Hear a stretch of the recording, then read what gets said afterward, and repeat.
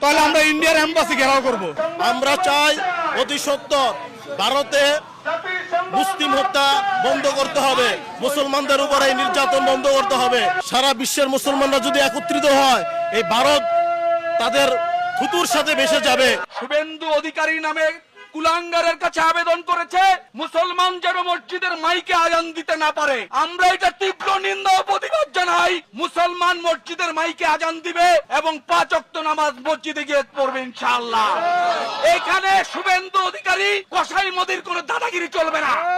এটা আল্লাহ তাআলার হুকুম। আল্লাহ পাক যে হুকুম আমাদের উপর ফরজ করেছে, সেই ফরজ হুকুম পালনের জন্য ইনশাআল্লাহ আমরা জীবন দিয়ে দিব।